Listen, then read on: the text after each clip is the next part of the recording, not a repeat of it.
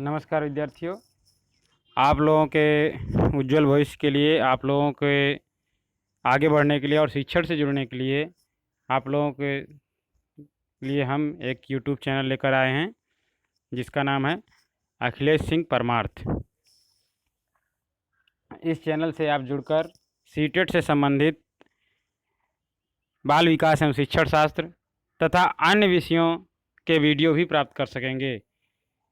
बाल विकास और शिक्षण शास्त्र, हिंदी और पर्यावरण, इसका शिक्षण हमारे द्वारा अर्थात अखिलेश सिंह के द्वारा कराया जाएगा। और गणित, अंग्रेजी और बाकी अन्य विषय के शिक्षण शास्त्र के लिए, शिक्षण के लिए डॉक्टर राजेश कुमार सिंह और अन्य शिक्षकों के साथ मिलकर हम उस पर काम करेंगे। तो इसके लिए आप ज़्यादा से ज़्यादा इस चैनल से जुड़ें और लाभ लें। तो आइए शुरू करते हैं आज का पहला अध्याय। शिक्षण शास्त्र से संबंधित पहला अध्याय शुरू करते हैं। शिक्षा मनोविज्ञान और उसकी प्रकृति। तो आइए देखते हैं पहला प्रश्न। शिक्षा का उद्देश्य होना चाहिए। ऑप्शन ए, विद्यार्थियों में व्यावसायिक कुशलता का विकास करना। बी, विद्यार्थियों में सामाजिक जागरूकता का विकास करना।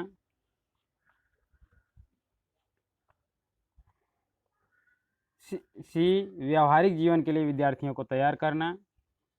डी, इनमें से कोई नहीं। तो यदि हम शिक्षा का उद्देश्य देखें वास्तविक रूप से, तो व्यावहारिक जीवन के लिए विद्यार्थियों को तैयार करना शिक्षा का प्रमुख उद्देश्य यह होता है। तो ऑप्शन नंबर सी बिल्कुल सही है।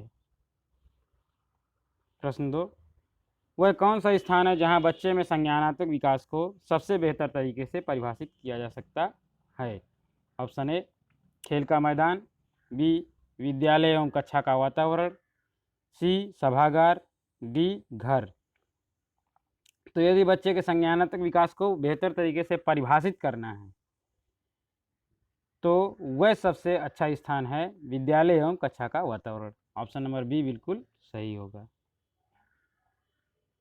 प्रश्न 3, प्राथमिक शिक्षक के लिए बाल मनोविज्ञान का ज्ञान आवश्यक है क्योंकि यह बच्चों को अनुशासित बनाने में सहायता करता है।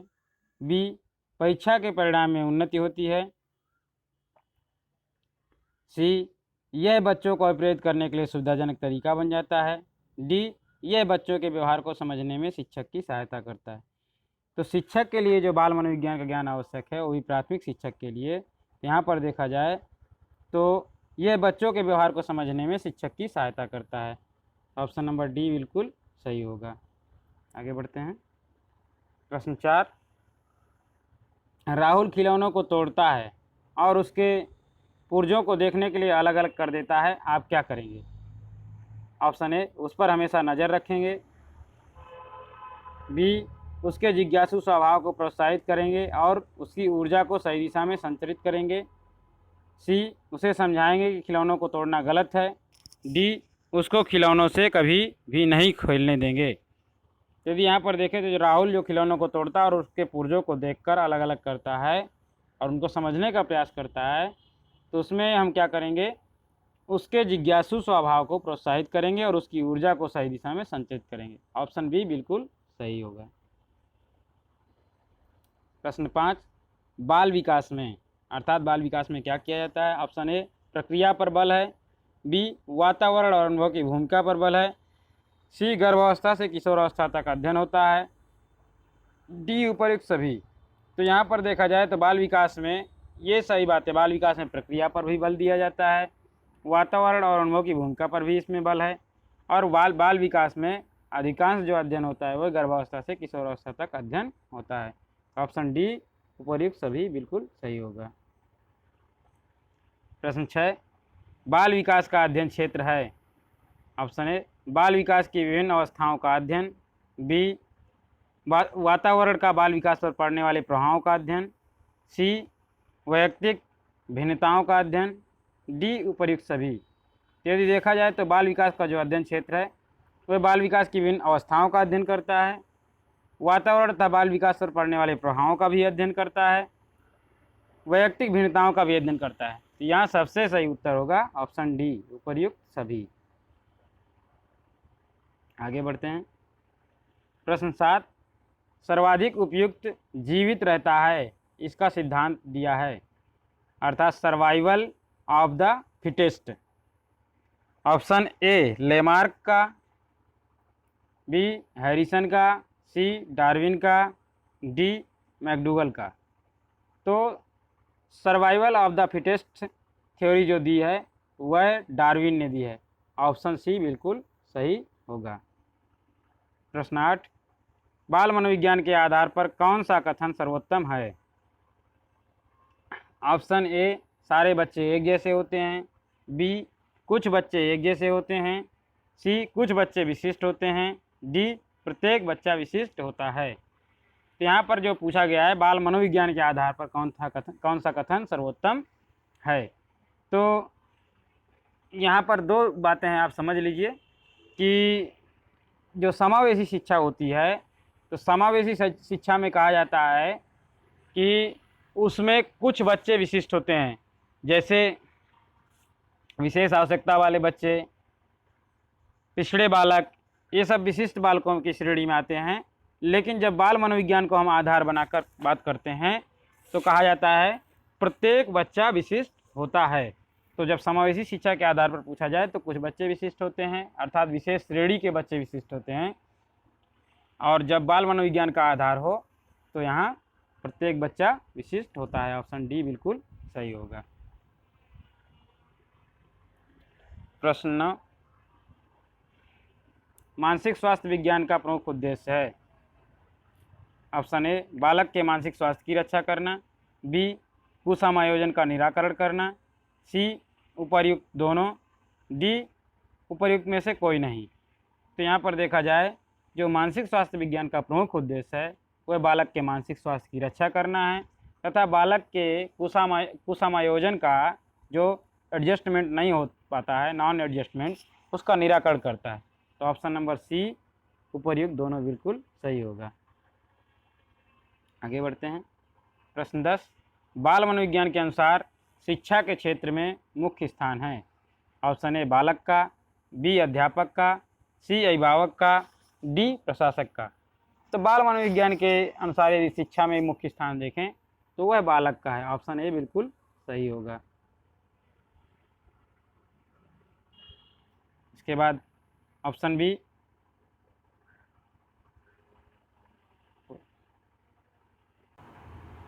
प्रश्न 11, बालक एक ऐसी पुस्तक है जिसका शिक्षक को आद्योपांत अध्ययन करना चाहिए, उपर्युक्त कथन है। ऑप्शन ए प्लेटो का, बी अरस्तू का, सी रूसो का, डी रॉस का। तो यहाँ पर आद्योपांत का मतलब है जब बालक जन्म लेता है उससे उसकी जब तक सीखने की अवस्था जारी रहती है तब तक उसका अध्ययन करते रहना चाहिए। यह कथन किसने दिया है?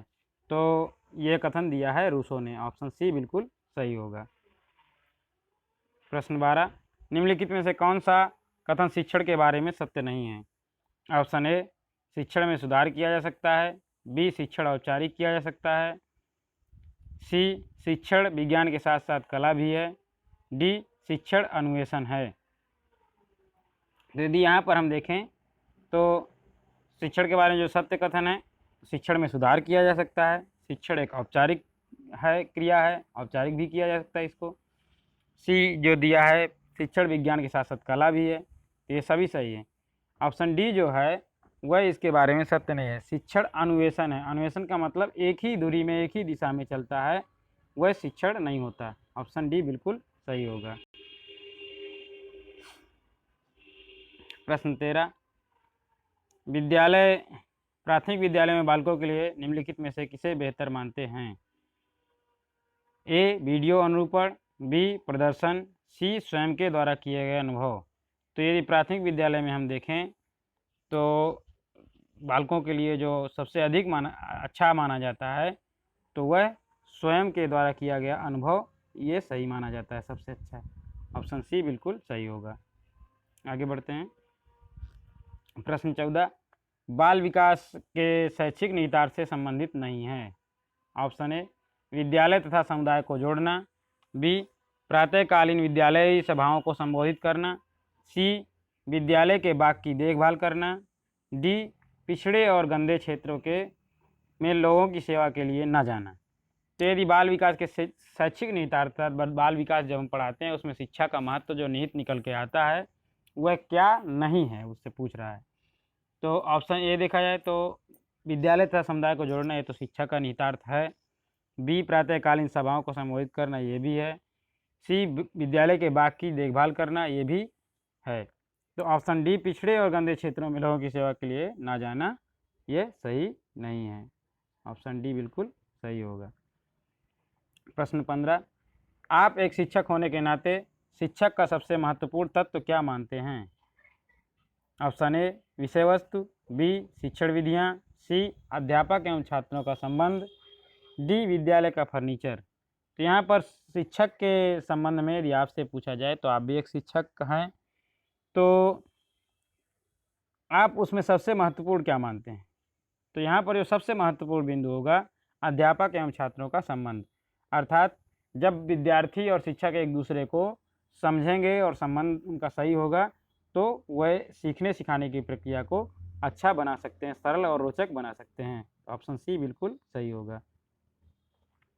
प्रश्न 16, आपकी कक्षा का एक छात्र कक्षा में काफ़ी बात करता है, आप उसके विषय में पता करते हैं और तो पाते हैं कि वह छात्र अपने घर में बहुत ही कम बात करता है, तो आप उस छात्र के विषय में निम्न में से क्या विचार देंगे? ऑप्शन ए विद्यालय प्रत्येक समय बच्चों को खूब बात करने का अवसर देता है, बी शिक्षक की यह मांग है कि बच्चे विद्यालय में खूब बात करें, सी उस बच्चे को उसका घर पसंद नहीं है, डी उस बच्चे के विचारों को विद्यालय में मान्यता मिलती है। तो यदि यहाँ पर देखें कि मतलब विद्यालय में बच्चा बात करता है लेकिन घर पता करने पर पता चलता है कि घर में बात नहीं करता और कम बात करता है घर में, तो उससे ये होता है कि बालक के विचारों को विद्यालय में मान्यता मिलती है और घर में उसके विचारों को ज़्यादा ध्यान नहीं दिया जाता। ऑप्शन डी बिल्कुल सही होगा। आगे बढ़ते हैं। प्रश्न 17, मन का मानचित्रण संबंधित है। ऑप्शन ए बोध समझ बढ़ाने की तकनीक से, बी साहसिक कार्यों की क्रिया योजना से, सी मन का चित्र बनाने से, डी मन की क्रियाशीलता पर अनुसंधान से। तो प्रश्न नंबर 17 का जो उत्तर होगा वह होगा मन की क्रियाशीलता पर अनुसंधान से, अर्थात मन का मानचित्रण का मतलब अपने मन पर खोज करना, मन की क्रियाशीलता क्या करती है उस पर अनुसंधान करना। ऑप्शन डी बिल्कुल सही होगा। प्रश्न 18, जब एक विद्यार्थी असफल होता है तो समझा जाता है कि शिक्षण पद्धति असफल है, शिक्षक असफल है, पाठ्य पुस्तक असफल है, यह वैयक्तिक असफलता है। यहाँ पर जब एक विद्यार्थी असफल होता है तो यह माना जाए कि यह वैयक्तिक असफलता है। ऑप्शन डी बिल्कुल सही होगा, क्योंकि जब एक ही क्लास में बहुत सारे विद्यार्थी असफल होते हैं तब वहाँ यह माना जाता है कि जिस विषय में विद्यार्थी ज़्यादा असफल हुए हैं उस विषय का विशेषज्ञ अर्थात उस विषय का शिक्षक असफल है। और जब अलग अलग कक्षाओं में अलग अलग विषयों में विद्यार्थी असफल होते हैं और ज़्यादा विद्यार्थी असफल होते हैं तो वहाँ यह माना जाता है कि वहाँ पर शिक्षण पद्धति असफल है। तो इस प्रकार से जब एक विद्यार्थी असफल होता है तो वह शिक्षक और पद्धति की असफलता नहीं होती, वह उसकी वैयक्तिक असफलता है। तो ऑप्शन डी बिल्कुल सही है। प्रश्न 19, आप किसी कक्षा में पाठ पढ़ाते हैं और एक विद्यार्थी विषय से असंबद्ध प्रश्न पूछता है, आप क्या करेंगे? ऑप्शन ए उसे असंबद्ध प्रश्न पूछने की अनुमति देंगे, उसे असंबद्ध प्रश्न पूछने की अनुमति नहीं देंगे, सी उसे गैर अनुशासित समझकर दंडित करेंगे, डी कक्षा के बाद प्रश्न का उत्तर देंगे। तो यहाँ पर जब आप कक्षा में कोई एक पाठ पढ़ा रहे होते हैं, असंबद्ध प्रश्न विद्यार्थी से आ जाता है सामने से, तो क्या करना होता है कि विद्यार्थी को बोलना होता है कि इस प्रश्न का उत्तर हम आपको कक्षा के बाद देंगे। तो विद्यार्थी का प्रश्न भी वहीं रुक जाता है और विद्यार्थी को ये होता है कि मुझे उत्तर प्राप्त होगा। तो इसका उत्तर जो होगा ऑप्शन डी बिल्कुल सही होगा, कक्षा के बाद प्रश्न का उत्तर देंगे। आगे बढ़ते हैं। प्रश्न 20, विद्यार्थी में अवांछित व्यवहार को किंचित परिवर्तन करने में सबसे प्रभावी पद्धति है। ऑप्शन ए, विद्यार्थी को दंड देना, बी, अभिभावक के ध्यान में इसे लाना, सी, अवांछित व्यवहार के कारणों को ढूंढना एवं उपचार का प्रबंध करना, डी, उसकी उपेक्षा करना। तो यदि यहाँ पर देखें तो विद्यार्थी में जो अवांछित व्यवहार का जो परिवर्तन है, उसके परिवर्तन करने के लिए सबसे प्रभावी पद्धति जो है वह अवांछित व्यवहार के कारणों को ढूंढना एवं उसके उपचार का प्रबंध करना। ऑप्शन सी बिल्कुल सही होगा। प्रश्न 21, इसी से मिलता जुलता प्रश्न पहले रिपीट हुआ है। मनोचित्रण का संदर्भ है, यहाँ पर संदर्भ है, थोड़ा शब्द बदले गए हैं। ऑप्शन ए, अर्थग्राह्यता को बढ़ाने की एक तकनीकी, बी, जोखिम भरे कार्य के लिए कर्म योजना, सी, मन का चित्र खींचना, डी, मन के प्रकार का अन्वेषण।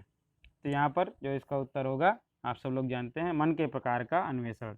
अन्वेषण मतलब खोज है, मतलब अनुसंधान। ऑप्शन डी बिल्कुल सही होगा।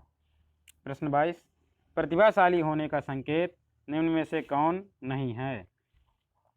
ऑप्शन ए, विचारों में सृजनात्मकता, बी, दूसरों के साथ लड़ना, सी, अभिव्यक्ति में अनूठापन, डी, कौतूहल। तो जो प्रतिभाशाली होने का संकेत नहीं है वह है ऑप्शन बी, दूसरे के साथ लड़ना। आगे बढ़ते हैं।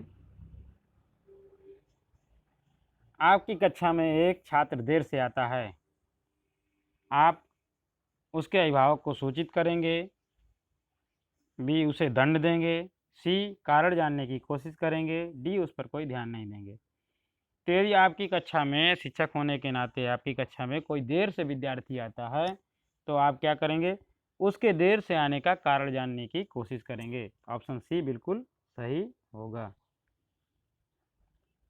प्रश्न 24, एक शिक्षिका अपने शिक्षार्थियों को और विद्यार्थियों की सदैव इस रूप में सहायता करती है कि वे एक विषय क्षेत्र से प्राप्त ज्ञान को दूसरे विषय क्षेत्रों के ज्ञान के साथ जोड़ सकें।